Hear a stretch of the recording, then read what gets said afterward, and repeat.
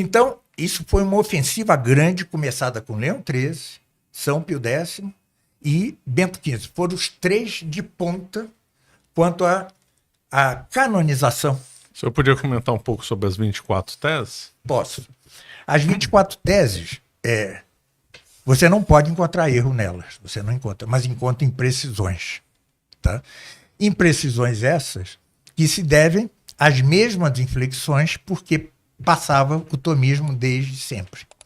Né? Por exemplo, uma coisa muito engraçada é que se você lê em latim, está tudo certo. Diferença entre essência e ser, essência e esse, em latim. Quando você vê a tradução dos mesmos que escreveram as 24 teses tomistas, é a distinção entre essência e existência. Pronto, está instaurado o erro. Porque a existência não é a mesma coisa que o ser. Tá? Então, veja, o texto latino parece bom. Tá? É bom com imprecisões, tem imprecisões. Tá? Quando ele, por exemplo, fala da analogia do ente. Ele diz que a analogia do ente é tanto de proporcionalidade própria como de atribuição intrínseca. Isso é um avanço, porque o cardeal Caetano negava a analogia de atribuição intrínseca. E durante séculos os tomistas seguiram o cardeal Caetano. Mas o fato é que ela não é de analogia, de proporção própria. Você podia desenvolver melhor essa ideia? É porque a analogia do ente, ela tem de ter um sentido causal. Tá? Eu, você, nós todos, a pedra, tudo, somos entes, tá certo? E Deus também é ente. Mas não por analogia de proporcionalidade, por analogia de causalidade. Proporcionalidade seria triângulos, um triângulo pequeno, um grande. Exatamente. Uma mesa numérica, pequena, né? Numérica. Atenção, estamos com uma oferta realmente imperdível. Você compra a coleção inteira do Varney-Hagen e ainda ganha esse livro de bônus. São 7 livros. Aproveite que não vai durar para sempre. Mas não, é de atribuição intrínseca. Por quê? Se podemos dizer que somos entes, é porque Deus nos causa ser entes. Porque se abandonados a nós mesmos, nós somos nada. Nós voltamos ao nada, somos nada. Então, isto já foi um grande avanço nas 24 teses tomistas, porque negava o cardeal Caetano baseado em quê? Num livro de Santo Tomás da Juventude, que é o De Veritate, onde Santo Tomás nega exatamente a mesma coisa. Esse é outro defeito dos tomistas. Tá? Eles creem que, sendo Santo Tomás inerrante, sua primeira palavra já é a definitiva. Quando não é, ele evoluiu como todo qualquer pensador. Tá certo? Ele evoluiu muito, muito. Ele mudou. Claro, aquele eixo central, a distinção entre essência e ser, está mantido desde o início. Mas em meio a exposições confusas, a palavras não. A conceitos não precisos, herdados tanto de Avicena, sobretudo, quer de Boécio, quer de Santo Agostinho. Então ele foi aperfeiçoando-se e seu ponto álgido, né? O seu ponto álgido, o seu ponto é a Suma Teológica. Você quer a doutrina de Santo Tomás? Eis a de Santo Tomás, então, são dois. O Santo Tomás Júnior e o Santo Tomás Sênior. O cardeal Caetano agarra-se à tese de que o Santo Tomás Júnior já era o perfeito. Certo. Então repete um erro de juventude, né? Vê os riscos que há em idolatrar, né? Em cultuar indevidamente, né?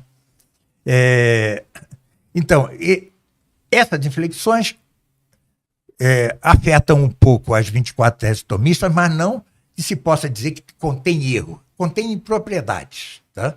Afinal, é um documento aprovado magisterialmente, ele está assistido pelo Espírito Santo, erro não pode ter imprecisão.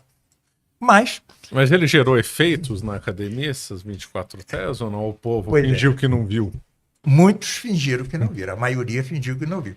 Assim como a maioria dos modernistas se calou depois da condenação de São Pio X. Isso é famoso, né? Sim. Se calou. Claro. Eles também se calaram, esperaram a hora adequada. né, para reagir. Então, até Bento XV era por impulso, tá certo? O impulso tomista, tal. Mas aí eles começaram a ver que o mar não era para peixe, que a maioria da igreja não era tomista. Eis a questão. Por outro lado, os tomistas começaram a exacerbar e querer dogmatizar, como se fosse dogma da igreja, coisas que não estão nem nas 24 teses. Tá certo? O que é um absurdo. Você está exagerando a coisa. Então, houve sempre o triunfalismo da parte dos tomistas e aquele silêncio esperto, né, astuto, dos antitomistas. E os antitomistas pegaram isto e começaram a pressionar. Pio XI e Pio XII foram pressionados pelos antitomistas. Muita pressão, mas muita, muita. Tem nomes dessa turma? Não, tem. Eu aí ponho, mas não são pessoas conhecidas. Não são, não. Porque havia duas correntes que acabaram por confluir no Vaticano II. Uma é a da Nouvelle Teologia, que são nomes conhecidos. Rahner, Ratzinger, etc. Esses são os nomes conhecidos. Mas havia outra meio subterrânea, que não era exatamente Nouvelle Teologia, era ainda franciscana, o estilo antigo, né? E antitomista. E aí, eles pegam essas ousadias tomistas de querer mais do que é possível e começam a pressionar os papas. Eu ponho todos os documentos de pressão sobre os papas. Então, os papas, sem alterar o Código de Direito Canônico, está inalterável, as 24 teses, vão recuando, entendeu? Vão recuando e permitindo coisas que não era para permitir, tá certo? Até Bento XV era estrito, né? Como diz Santo Tomás, o que não ensinar o tomismo, a escola que não ensinar o tomismo vai ser fechada. Era autoritário mesmo, autoridade.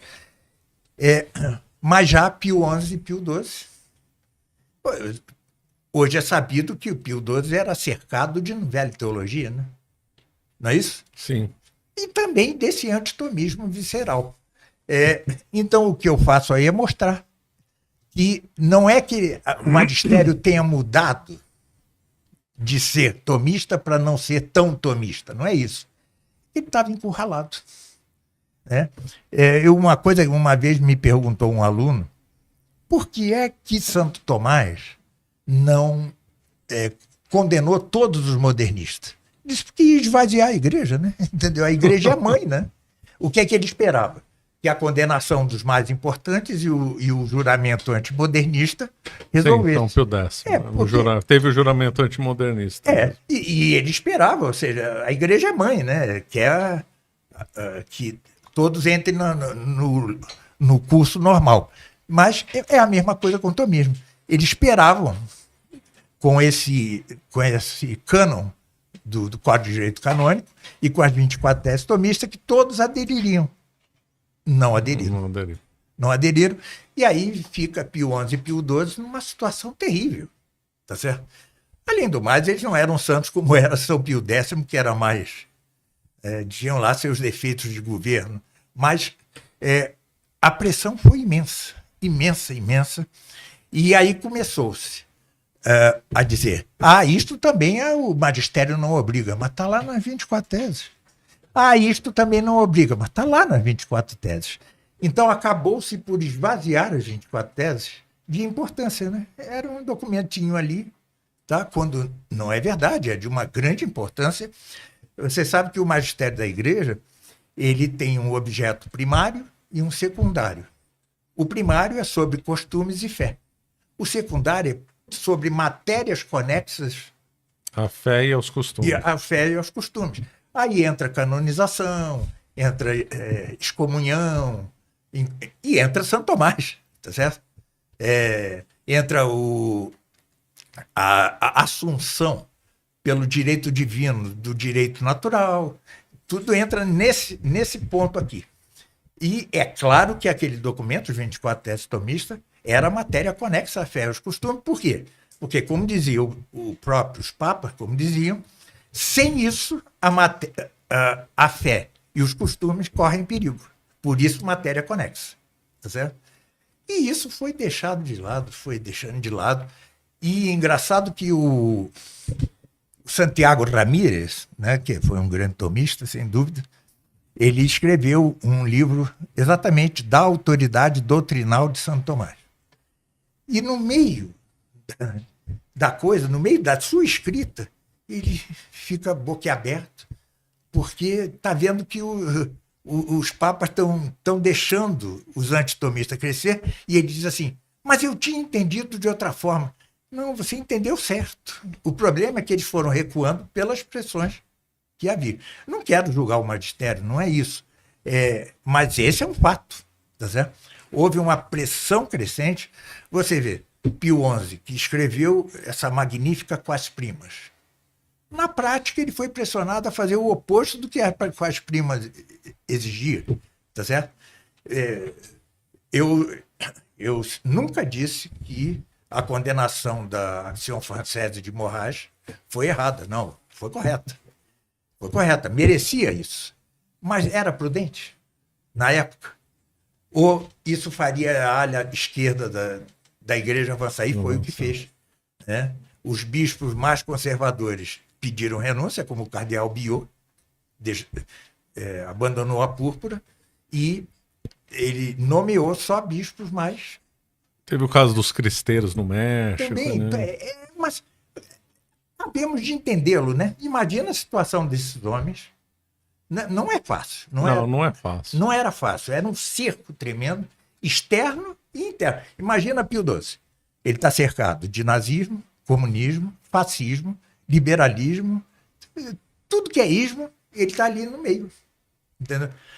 Ele deu uma derrapada liberal ao dizer... democracia é o regime católico por excelência. Deu. Mas ele deu isso numa emissão radiofônica, ele exultou com a vitória dos aliados, o que me parecia normal. E depois escreveu um documento, cujo título agora me escapa, em que ele limita a democracia liberal de tal maneira que ela é impossível. Entendeu? Limita de tal maneira que ela é impossível. Então nós temos de ver esses homens como cercados. Né? E isso aconteceu também no tomismo. Né? Aqueles que ficaram na moita, né? Ficaram ali quietinhos, depois da ofensiva de Leão XIII, Pio XI e Bento XV, foram mostrando as garras pouco a pouco. E aquele documento do João Paulo II defendendo o tomismo? Ele não defende o tomismo, ele defende São Tomás. Defende São Tomás como um modelo de estudioso, o que é verdade, sem dúvida alguma. Tem nenhum problema em dizer isso. Mas ele não defende exatamente o tomismo. Então, todo mundo sabe que ele era meio fenomenologista, né? Era Heidegger, ele tinha influências assim, ele não era tomista. Não era tomista. Nem Ratzinger, tampouco, o Bento XVI tampouco era tomista, né? Ao contrário. Mas, de fato, o tomismo caiu nisso, ou seja, Santo Tomás passou a ser uma figura de estudioso, reverenciada, tá? Mas não usada. Certo. Isso é a consequência dessa ofensiva subterrânea que houve durante Pio XI e Pio XII. Gostaria que o senhor separasse neotomismo de tomismo. As diversas correntes. Não é fácil. Não... Houve homens que influenciaram muito mais que outros. Tá? Entre eles está o cardeal Caetano. O cardeal Caetano foi de grande importância. Suas doutrinas contra o protestantismo. Mas quando se diz de neotomismo, significa pessoas que acrescentaram algo a São Tomás? Ou estudiosos muito tempo depois? Neotomismo foi chamado assim como Salamanca foi a neoescolástica. Certo. O neotomismo foi o ressurgimento do tomismo depois de um esquecimento muito grande. E, claro, esses tomistas foram bravíssimos, né? Mas exageraram pelo triunfalismo, não estavam perfeitamente assentes na doutrina de Santo Tomás, tinham erros graves, né? Mas quem mais influiu no tomismo, sem dúvida, foi o cardeal Caetano. Tá? O cardeal Caetano Ele foi muito importante no Concílio de Trento, ele já estava morto, mas a doutrina dele foi aprovada no Concílio de Trento sobre a missa. Sobre a missa era dele a doutrina, né? E ele, por isso, influiu em todos, incluindo seus erros, tá certo? Santiago Ramírez lança um livro na década de 1940, 30, 40, de 4 tomos em latim, chamado De Analogia. E só em 1964, ele, num artigo de revista, nega o que ele disse nesse livro, que era em seguimento ao Cardeal Caetano. Cardeal Caetano era o grande coisa. Outro que teve grande influência foi Báñez, que foi o principal debatedor com os molinistas. Ele defendendo a predestinação tomista e os molinistas a molinista. Mas ele também tem erros, ele exagera muito na noção de pré-moção física. Então, os desvios eram muitos, o que é normal. Nenhum de nós tem a altura de Santo Tomás, tá certo? A novidade da doutrina de Santo Tomás. Santo Tomás não é só aquilo que muitos dizem, né? É uma junção de Aristóteles com isso é Platão. muito comum, um chavão. É um chavão, né? É. Claro, ele faz essa síntese magnificamente, mas ele é antes aristotélico que platônico. Mas ele faz essa síntese, coisa que tinha sido tentada pelos neoplatônicos sem sucesso. Ele consegue. Mas ele é muito mais que os elementos que compõem sua doutrina, né? O café com leite é mais gostoso que o café e o leite, sei lá, alguma coisa assim. E é de uma novidade absoluta. Tanto é assim que até na Suma Teológica ele se vale de expressões não perfeitas para expressar sua doutrina. Por quê? Ele queria que as pessoas entendessem o que ele estava dizendo, né? Ele é de uma novidade absoluta. E essa novidade absoluta, até hoje, ainda necessita aprofundamento. Eu hoje, por exemplo, estou brigando. Eu acho que vai sair um livro sobre as virtudes, tá certo? Porque sempre você lê os tomistas, está lá, as virtudes teologais infusas e as virtudes naturais adquiridas pelo homem. Mas há algo mais, que é as virtudes morais infusas. Porque quando Deus infunde a fé, a esperança, a caridade, ele infunde também todo o aparato moral que permite que tenhamos ações em ordem ao sobrenatural, à beatitude, né? Então eu quero aprofundar esse ponto e acho que ainda não está aprofundado, né? Por outro lado, o Padre Calderon, esse ano, vai lançar uma coisa espetacular, que é o seu curso de física, né? Assim, a última palavra, porque ele era engenheiro nuclear, né? Tem background para fazer o que ele faz, e é um livro que eu anseio há anos, né? E ele finalmente me escreveu dizendo que ia lançar. Que bom. Eu receei, porque eu não tenho background, eu só tenho background para entendê-lo, para entender a matemática, isso eu entendo, mas eu não tenho condições de criá-lo.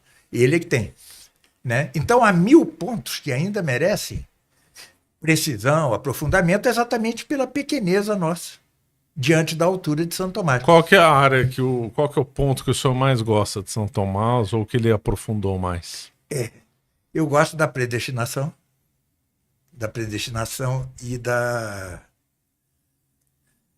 e do tomismo renovado pelo Padre Calderon quanto à física.